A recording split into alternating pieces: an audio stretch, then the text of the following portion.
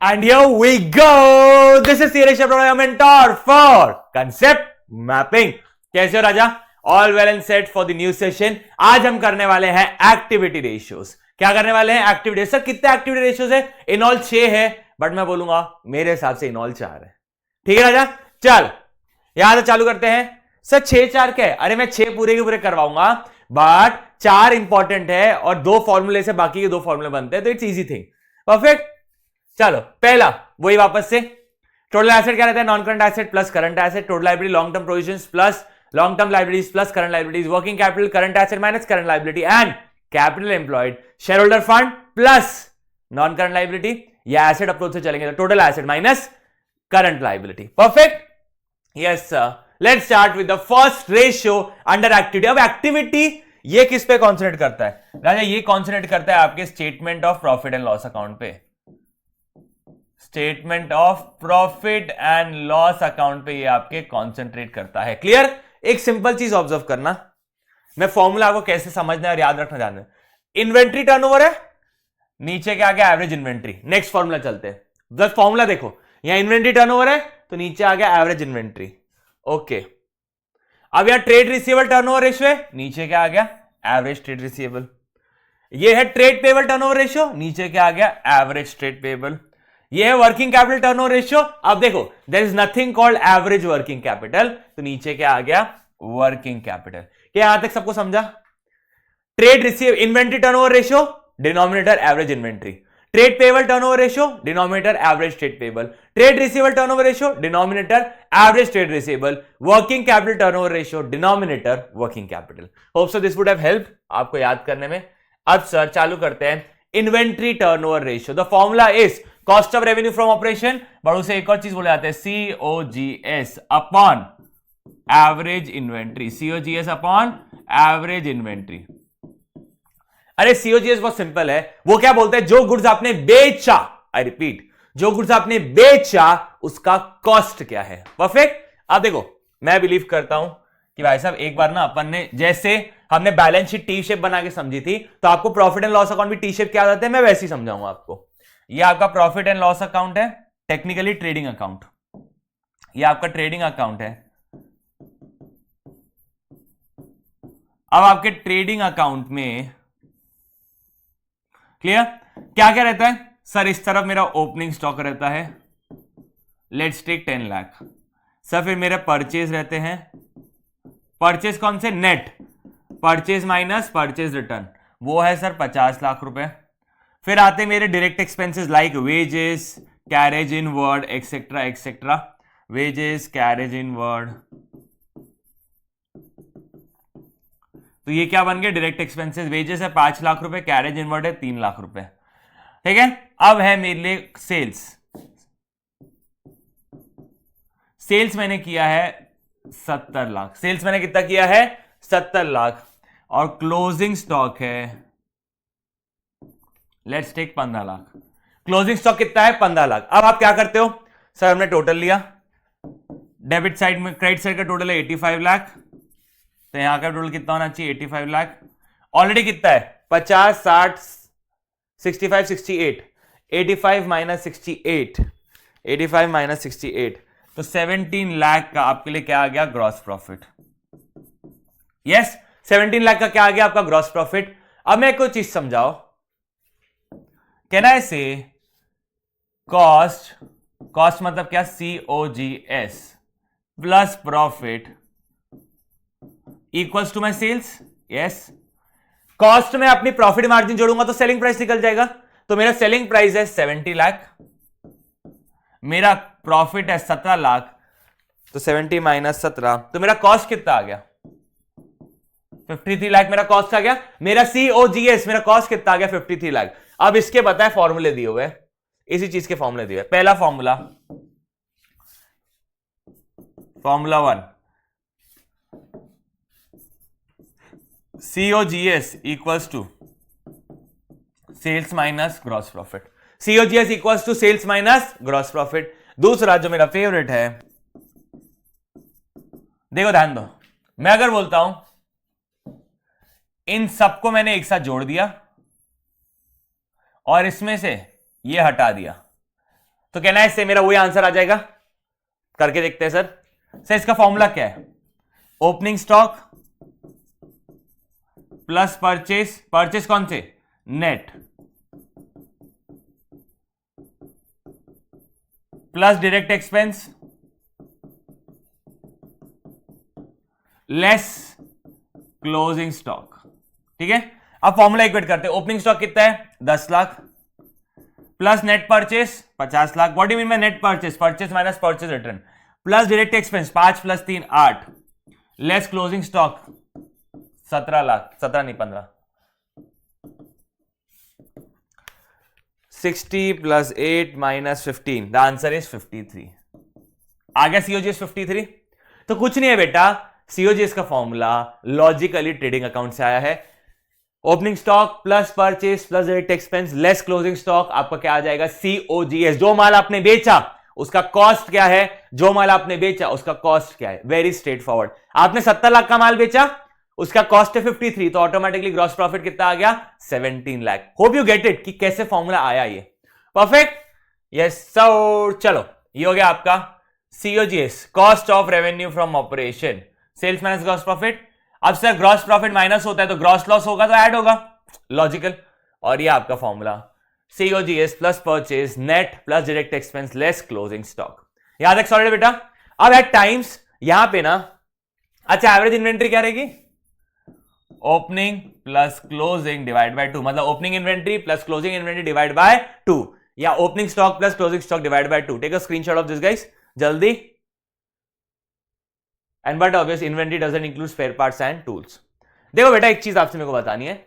अब यहां पे ना एट टाइम्स आपको गिवन रहता है opening inventory is 50,000 more than closing inventory, और आपके पास कोई ऑप्शन ही नहीं है ओपनिंग और क्लोजिंग निकालने का।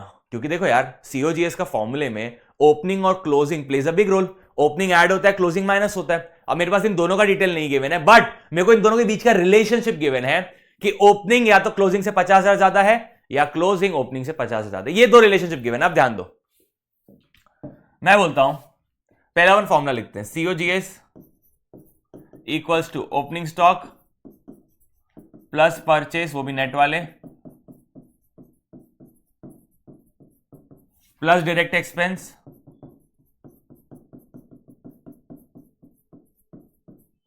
Less closing stock. ठीक है, अब मैं आपको इसी फॉर्मूला का एक डेरिवेशन देता हूं। ओपनिंग स्टॉक क्या बोल सकता हूं, ये माइनस में सिर्फ आगे लेके आ जाऊंगा, minus closing stock plus net purchase. किसी को दिक्कत बेटा? मैंने सिर्फ फॉर्मूले में चेंज किया, plus net purchase plus direct expense. अब ये जो आपने ओपनिंग माइनस क्लोजिंग लिखा है ना, इसे बोला जाता है चेंज इन इन्वेंट्री। इसे क्या बोला जाता है? Change in inventory. क्या बोला जाता है इसे? Change in. जब भी चेंज इन इन्वेंट्री की बात आएगी वो होता है opening stock minus closing stock. अब ध्यान देते हैं, ओपनिंग इन्वेंट्री मतलब opening is 50,000 more than closing. चलो एक काम करते हैं ना, हम एक रैंडमली कोई भी जो आपकी इच्छा, सर हमको लगता है हमारा ओपनिंग लेट्स टेक 1.5 लाख होना चाहिए। चलो अगर आपका ओपनिंग 1.5 लाख है तो आपका क्लोजिंग ऑटोमेटिकली उससे 50,000 कम होगा, बिकॉज ओपनिंग क्लोजिंग से 50,000 ज्यादा है, तो क्लोजिंग कितना हो गया? 1 लाख। डिफरेंस कितना है? पॉजिटिव 50,000। यस, तो काट पीट के आप कोई भी रैंडम फिगर ले लो, आपका ओपनिंग आपके क्लोजिंग से 50,000 ज्यादा रहेगा, तो मैं बोलूंगा मेरा ओपनिंग मेरे क्लोजिंग से 50,000 ज्यादा रहेगा, तो पॉजिटिव 50,000 हो जाएगा, plus net purchase plus direct expense. Yes, but अगर वाइसा वर्सा केस हो गया, closing inventory is 50,000 more than opening. अच्छा तो भाई साहब अगर मेरा क्लोजिंग है 1 लाख रुपए तो मेरा ओपनिंग कितना हो जाएगा? 50। तो ओपनिंग माइनस क्लोजिंग नेगेटिव 50,000 हो गया। मतलब in this scenario second case आपका क्या बन जाएगा? ये केस नंबर 1 का बना आपका इक्वेशन, अब आपका केस नंबर 2 का इक्वेशन बन रहा है माइनस 50,000 प्लस नेट परचेस। अरे आप नेट प्रॉफिट ले लोगे इसको बाद में, गलती से आप नेट प्रॉफिट ले ले तो लग जाएंगे, plus net purchase plus direct expense plus net purchase plus direct expense. क्या समझ रहे? कैसे वो रिलेशनशिप डिफाइन करता है, ये पॉजिटिव 50 रहेगा या नेगेटिव रहेगा। अगर आपका ओपनिंग क्लोजिंग से ज्यादा है तो दिस विल बी पॉजिटिव, अगर आपका ओपनिंग क्लोजिंग से कम है मतलब नेगेटिव साइड ज्यादा है तो ये नेगेटिव हो जाएगा automatically. Am I very clear and subtle in saying? Sorry बेटा, इसका स्क्रीनशॉट लो। डन? ओके। अब एक और चीज आती है यहां पे, एक्स, अरे एक्स वाली नहीं, एक्स इधर ध्यान दो, एक्स एक्स एक्स का इक्वेशन आता है। अब इधर क्या लिखा हुआ है, इन्वेंट्री इन द बिगनिंग मतलब opening is 1.5 times more than inventory at the end मतलब क्लोजिंग। ये एक इक्वेशन पढ़ा। अब ये पढ़ो, इन्वेंट्री एट द बिगनिंग मतलब opening is 1.5 times than closing. अब ध्यान दो, यहां ओपनिंग इन्वेंट्री किस पे डिपेंडेंट है, क्लोजिंग पे। वो बोल रहा है ना कि opening inventory is 1.5 times more या 1.5 टाइम्स ऑफ क्लोजिंग। तो काम करते, let closing inventory be X, let closing inventory be X दोनों सिचुएशन में।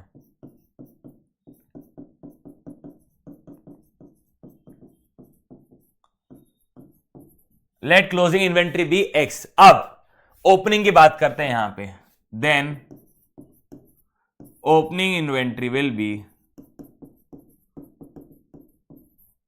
ओपनिंग इन्वेंट्री क्या बोल रहा है, 1.5 टाइम्स ऑफ क्लोजिंग। तो 1.5 टाइम्स मतलब मल्टीप्लाई क्लोज, तो ये कितना हो गया आपका 1.5x। ठीक है, बट यहां क्या लिखा हुआ है,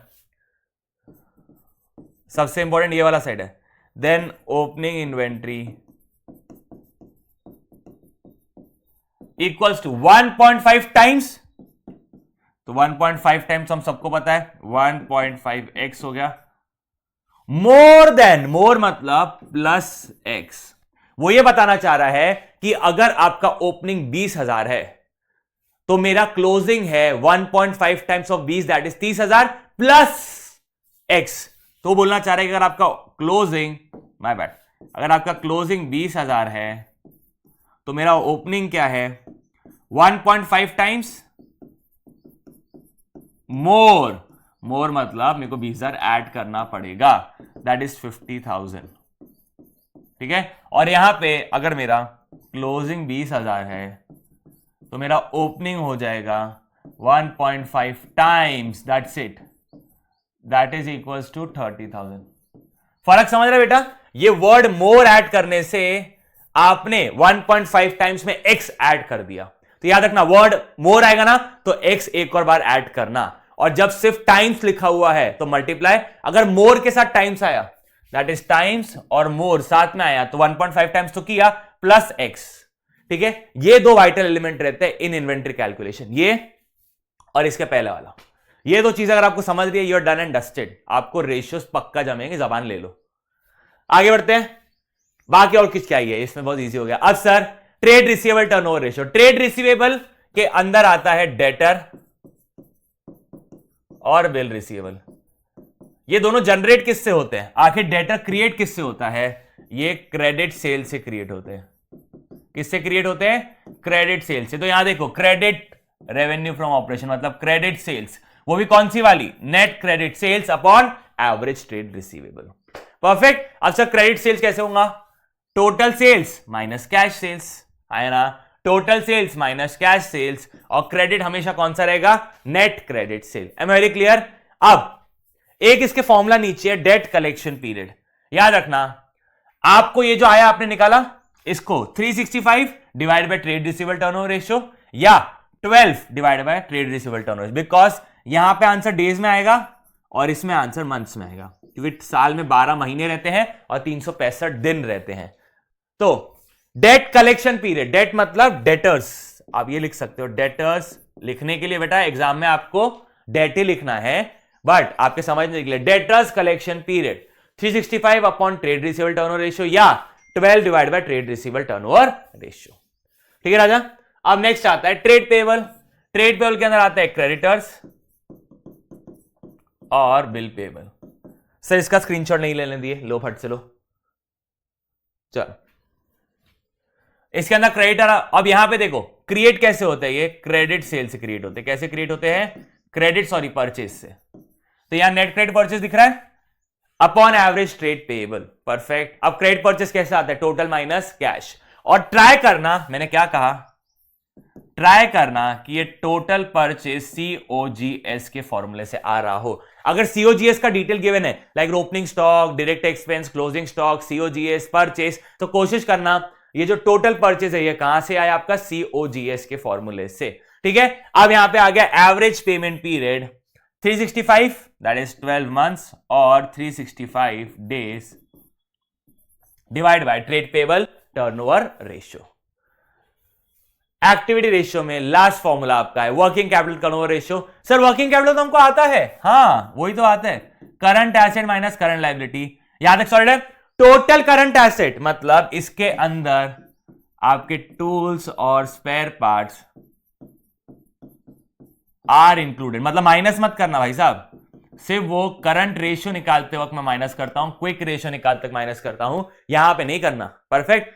current asset minus current liability, और ऊपर टोटल सेल्स है, टोटल सेल्स है, सिर्फ क्रेडिट नहीं, टोटल सेल्स। परफेक्ट। और एट टाइम्स आपको एग्जाम में ना टोटल सेल्स गिवन नहीं रहेगा और कोई तरीका भी नहीं है टोटल सेल्स निकालने का, तो आप क्या करोगे? COGS ले लोगे, तो COGS अपॉन वर्किंग कैपिटल। और एट टाइम्स याद रखना बेटा, अगर आपको यह बोलता है gross profit ratio is 20% on cost, और इधर मैं लिख लेता हूं gross profit ratio is 20% on sales, अगर ऐसा कुछ गिवन रहता है ना, तो जिसको ऑन बनाया ना उसको हम क्या मान लेंगे? 100, उसको हम क्या मान लेंगे? 100।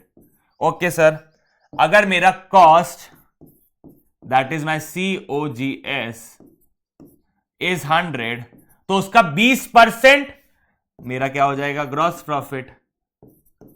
तो सेल क्या हो गया? 120। सेल क्या हो गया मेरा? 120। ये रिलेशनशिप आपको काम आएगा बहुत सारी जगह, इसलिए बता रहा हूं, नेक्स्ट वाले रेशियोज में भी रिलेशनशिप काम आएगा। अब हो रहा है 20% on sales, okay, cost COGS plus profit upon sorry equals to my sales. सब इसने क्या बोला? 20% ऑन सेल्स। अच्छा, सेल्स को मान लूंगा 100, उसका 20% मतलब हो जाएगा 20, तो मेरा कॉस्ट ऑटोमेटिकली क्या बन जाएगा? 80। क्लियर। अब आपको डिटेल गिवन रहेगा कि आपका सेल्स है 10 लाख, तो ऑटोमेटिकली आपका कॉस्ट क्या हो जाएगा? 8 लाख। आपको गिवन रहेगा आपका सेल्स है लेट्स टेक 12 लाख, तो आपका कॉस्ट कितना हो गया? 10 लाख। तो ऐसा ये इक्वेशन यूज होता है, और ये इक्वेशन आपको बहुत ज्यादा काम आएगा स्पेसिफिकली COGS निकालने के लिए और सेल्स निकालने के लिए। ठीक है राजा, तो ये इक्वेशन ध्यान रखना कैसे करते हैं। ठीक है, that's all for the day guys, see you, bye bye, take care, this is CA Rishabh Rohra signing of.